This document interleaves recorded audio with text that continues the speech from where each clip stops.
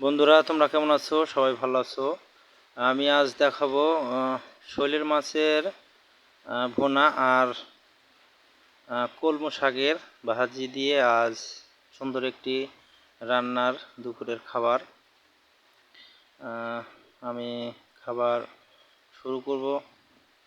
প্রথমে ভাত নিলাম, তারপর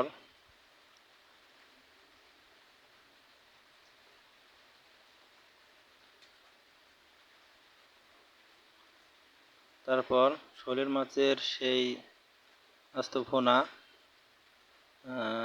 নিলাম একটু, নিয়ে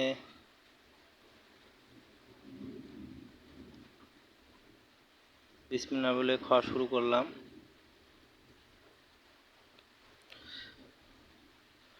রান্নাটা খুব ভালো, অনেক সুস্বাদু হয়েছে। অনেক বড় শোলের মাছ, ধোপাকাটা বাজার থেকে কিনে আনা। সেই শোলের মাছের ভুনা দিয়ে আজ দুপুরের খাবার। তার সঙ্গে আছে আমার বাড়ির কলমো শাকের ভাজি। ভাজিটা দেখতে অনেক সুন্দর হয়েছে, আশা করি ভাজিটা খুব ভালো হবে। শোলের মাছের ভুনার তরকারি দিয়ে একটু খাওয়ার পর ভাজি দিয়ে ভাতটুকু খেয়ে নেব আমি।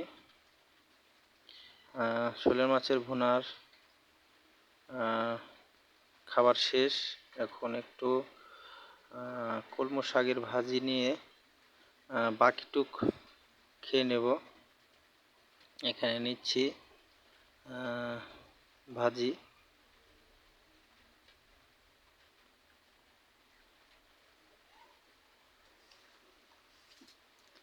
আশা করি ভাজিটা খুব সুন্দর হয়েছে। ভাজির সঙ্গে আছে গোটা একটি কাঁচা মরিচ, টোকা দিয়ে খেতে খুব ভালো লাগে। শাকসবজি খেলে শরীরের উপকার হয়। এই যে কাঁচা মরিচ, তার সঙ্গে টোকা দিতে খুব মজা।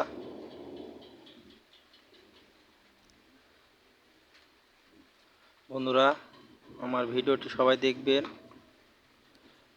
ভালো লাগলে লাইক, কমেন্ট, শেয়ার করবেন।